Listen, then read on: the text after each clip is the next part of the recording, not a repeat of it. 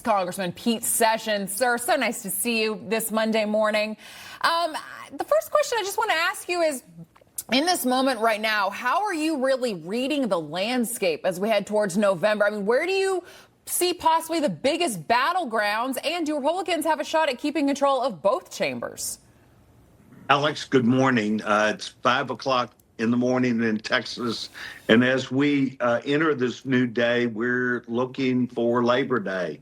Labor Day is that mark that has traditionally begun the campaign season. And I will tell you that the news that keeps pouring into Texas, the Democrats believe that they can elect a leftist, a socialist, perhaps not the kind like Florida Democrats have elected, but certainly one that is all the way to the left. So shocking words are being spoken. They were to me yesterday at church about, is this real? Can this really happen? But the numbers are being touted certainly by polling organizations about how close this is. We've got our work cut out for us. Do I think that they can win both houses? No, I think that we're still really up for this. And if we cannot sell Americanism, the things that we have done, capitalism, and the results against a bunch of communists, I would be very surprised. Yeah, when it comes to what we're really seeing come out of the Democratic Party, you mentioned Florida and how we see somebody like an Angie Nixon win a race down in Florida. She says that she's declared for the DSA. We know what they believe in. Just for starters, abolishing ICE, getting rid of a president. With people being scared of socialism taking over, is that overblown? Or do you think, wow, this could be a reality? Because we're seeing them kind of win races all over the country.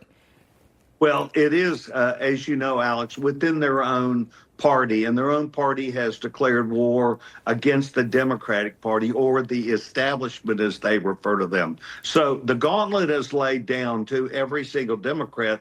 The question is, will Republicans be able to, and I think the answer is certainly yes, it's going to be in this instance in Texas. Are we going to stand up and remind the Texas and the American people that we do not want gun control? We do not want to open up our border. We are not for government taking private property. And these are all promises from the communists that now control the Democrat Party. Yeah, because communism has worked so well in the past in other countries.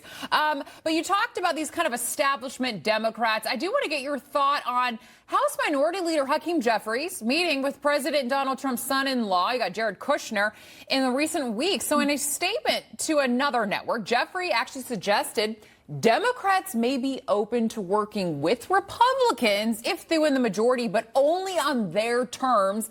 Guess that doesn't really mean, too much. But your thoughts there on Hakeem Jeffries' statements? Well, Hakeem Jeffries is doing everything he can to have his party and the communists work together to control Congress. And I cannot imagine trying to sit down and have peace talks before a battle like this. This is a battle over the soul of this country, Alex. This is whether we will still defend a constitution or whether we're simply going to do away with the United States Senate, prisons, the way of life we've had. And I would never raise a white flag or begin negotiating that at all. And I would not negotiate when it's all over. We will fight them all the way. We will fight for this country. We will fight for our military. We will fight for our freedom. But the way of life that we have in America would drastically change under their not only ideas, but under their pressure that would be placed upon us, untenable circumstance. Yeah. And so beautifully said. This is the fight over the soul of our nation. Sir, before I let you go, let's talk a little Texas. So Democrat James Talarico running a very competitive campaign against Ken Paxton there. Recent polls have shown this race is actually within the margin of error. But there are some worries from Democrats that Talarico won't be able to shore up enough votes with African Americans over in the Lone Star State. How seriously should Republicans be taking Talarico? His statements have been quite shocking, to say the least. Do you see him winning in Texas?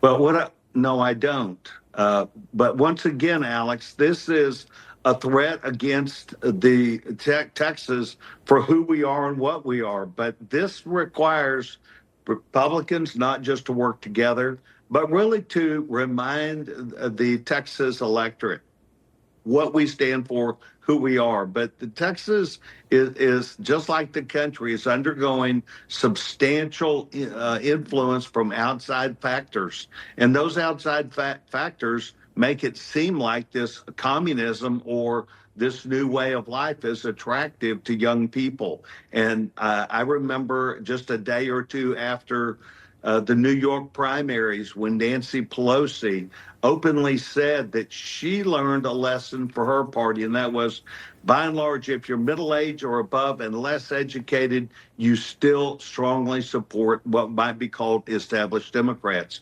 Everyone else, highly educated and young people, would move all the way to communism. And it speaks volumes about our problem with education and people even knowing what they're for. Exactly. You go back to what they're learning in these colleges nowadays, and it's not what I was ever taught. Texas Congressman Pete Sessions, really appreciate your time this morning. Thank you so much. Thanks, Alex. All right, hold up.